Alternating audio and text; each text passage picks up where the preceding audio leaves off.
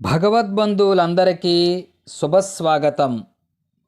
ఆరోగ్యానికి, ఐశ్వర్యానికి, ఆనందానికి ప్రతి ఒక్కరూ కూడా శ్రీ సూర్యాష్టోత్తర శతనామావళిని తప్పకుండా భక్తితో పఠించాలి.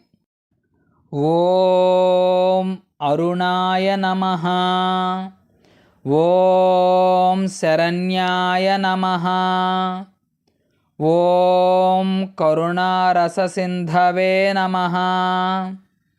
ఓం అసమానబలాయ నమః. ఓం ఆర్తిరక్షకాయ నమః. ఓం ఆదిత్యాయ నమః. ఓం ఆదిభూతాయ నమః. ఓం అఖిలాగమవేదనే నమః. ఓం అచ్యుతాయ నమః. ఓం అఖిలజ్ఞాయ నమః. ఓం అనంతాయ నమః. ఓం హిరణ్యాయ నమః. ఓం విశ్వరూపాయ నమః. ఓం ఇజ్యాయ నమః. ఓం ఇంద్రాయ నమః. ఓం భానవే నమః. ఓం ఇందిరామందిరాప్తాయ నమః. ఓం వందనీయాయ నమః. ఓం ఈశాయ నమః. ఓం సుప్రసన్నాయ నమః. ఓం సుశీలాయ నమః. ఓం సువర్చసే నమః. ఓం వసుప్రదాయ నమః. ఓం వసవే నమః. ఓం వాసుదేవాయ నమః. ఓం ఉజ్వలాయ నమః. ఓం ఉగ్రరూపాయ నమః. ఓం ఊర్ధ్వగాయ నమః. ఓం వివస్వతే నమః. ఓం ఉద్యత్కిరణజాలాయ నమః. ఓం వృషికేశాయ నమః. ఓం ఉజ్వలాయ నమః. ఓం వీరాయ నమః. ఓం నిర్జరాయ నమః. ఓం జయాయ నమః. ఓం ఊరుద్వయభావయుక్తసారథయే నమః. ఓం ఋషింద్యాయ నమః.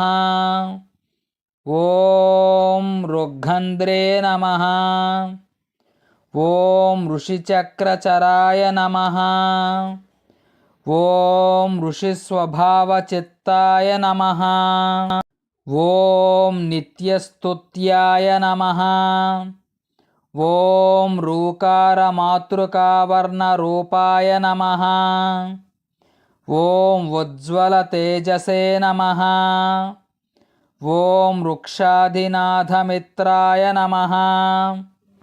ఓం పుష్కరాక్షాయ నమః. ఓం లుప్తదంతాయ నమః. ఓం శాంతాయ నమః. ఓం కాంతిదాయ నమః. ఓం ఘనాయ నమః. ఓం కనత్కనకభూషాయ నమః. ఓం ఖద్యోదాయ నమః. ఓం లూనితాఖిలదాత్యై నమః. ఓం నిత్యానందస్వరూపిణే నమః. ఓం అపవర్గప్రదాయ నమః. ఓం ఆర్తశరణ్యాయ నమః. ఓం ఏకాకినే నమః. ఓం భగవతే నమః. ఓం సృష్టిస్థిత్యంతకారిణే నమః. ఓం గుణాత్మనే నమః. ఓం ఘృణిభృతే నమః. ఓం బృహతే నమః. ఓం బ్రహ్మణే నమః.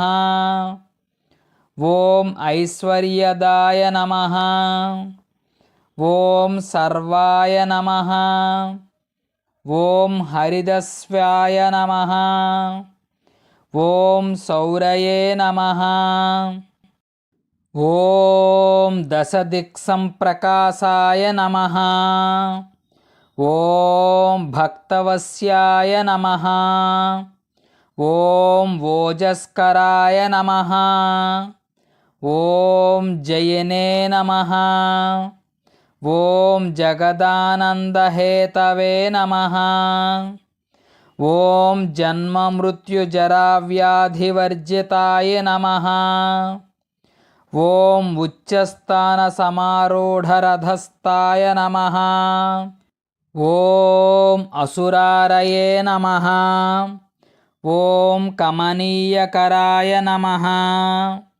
ఓం అబ్జవల్లభాయ నమః. ఓం అంతర్బహిఃప్రకాశాయ నమః.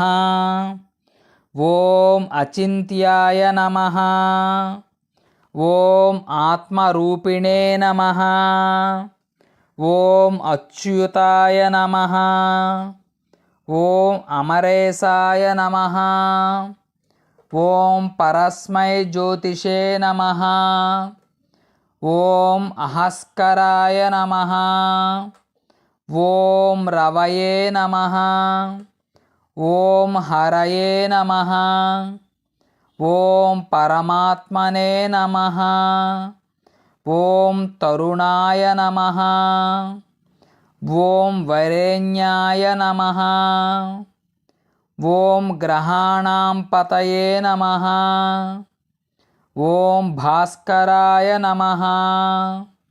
ఓం ఆదిమధ్యాంతరహితాయ నమః. ఓం సౌఖ్యప్రదాయ నమః.